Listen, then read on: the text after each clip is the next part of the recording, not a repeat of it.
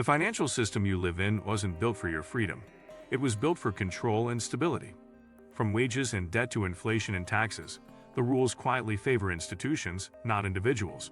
You're told to work harder, spend smarter, and save more, yet the system constantly pulls you backward.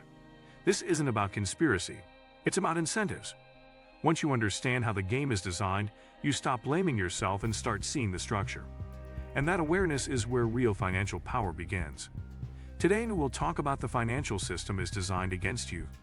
So, before we start, make sure to hit the like button and subscribe to my channel.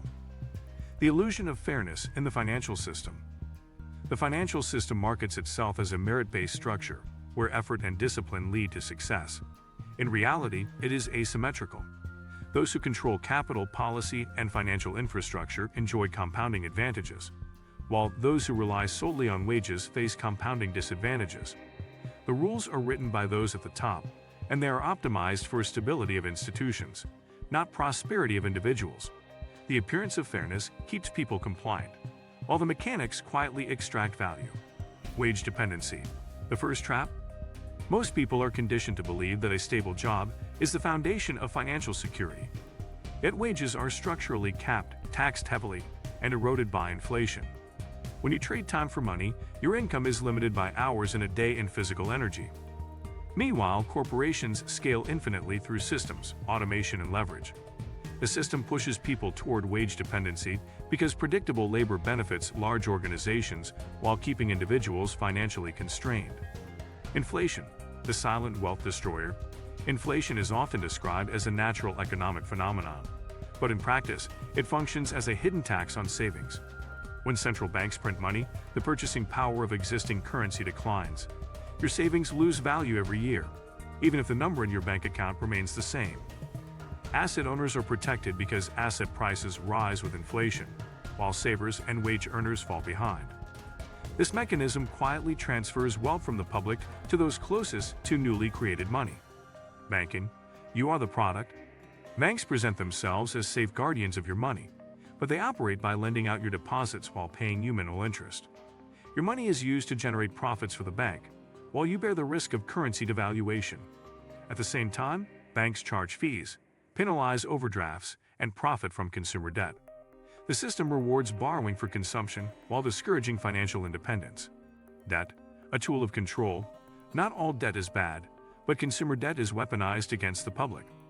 Credit cards, student loans, car loans, and buy now pay later programs are aggressively marketed while financial literacy is not.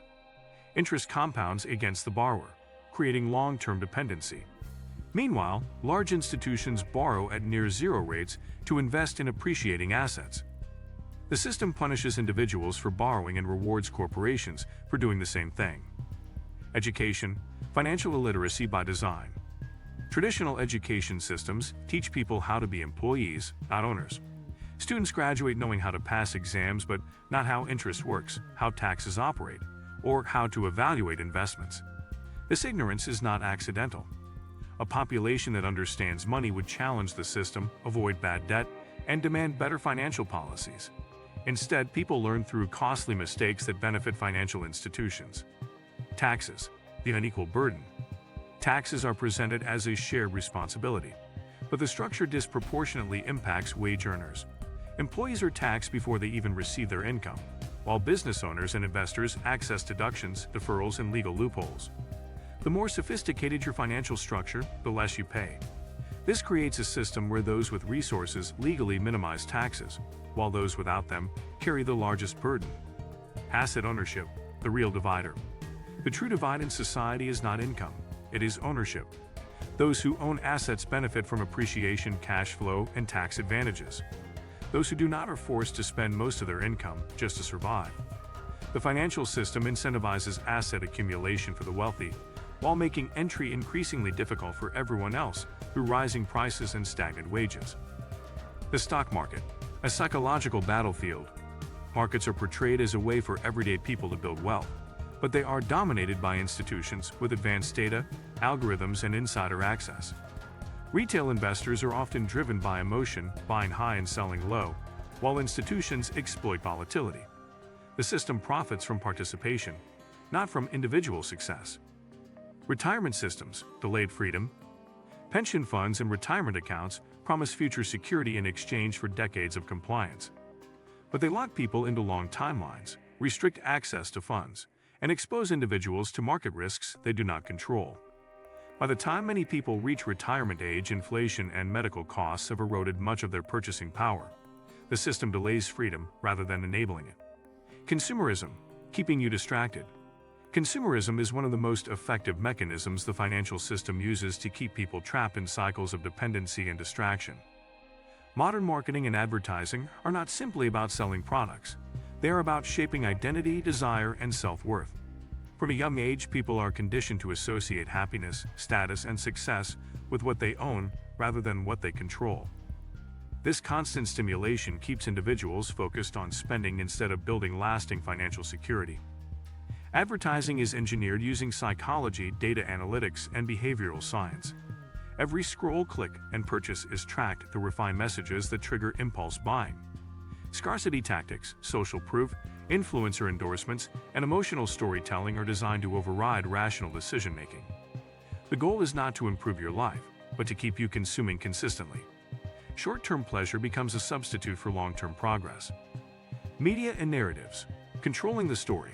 Financial media plays a critical role in maintaining the existing financial system by shaping how people interpret success, failure, and responsibility. Rather than questioning the structure of the system itself, mainstream financial narratives focus almost entirely on individual behavior. News outlets, financial influencers, and economic commentators repeatedly emphasize personal discipline, productivity, and mindset, while avoiding deeper discussions about systemic inequality, policy design, or institutional power. This framing is not accidental. It directs attention away from those who benefit most from the system. When individuals struggle financially, the dominant narrative suggests that the problem lies within them. People are told they failed to budget properly, didn't save enough, chose the wrong career, or didn't hustle hard enough. While personal responsibility matters, this narrative ignores stagnant wages, rising living costs, predatory lending, inflation, and unequal access to opportunity. The role of government and central banks. Stability over people. Governments and central banks publicly present themselves as guardians of economic stability and protectors of the public interest. But in practice, their priorities are heavily skewed toward preserving the financial system itself rather than the financial well-being of ordinary citizens. Their core mandate is not to ensure prosperity for individuals, but to maintain confidence in currencies, banks, and markets. When crises occur, decisions are made with the survival of institutions in mind, even if those decisions impose long-term costs on the public. Central banks control interest rates, money supply, and liquidity, giving them immense power over the economy. When financial institutions overextend themselves through reckless lending or speculation, central banks often step in with emergency liquidity, quantitative easing, or direct bailouts. These actions are justified as necessary to prevent systemic collapse. If you like this video and would like to see more like it, please give it the thumbs up, leave a comment, and click the button to subscribe.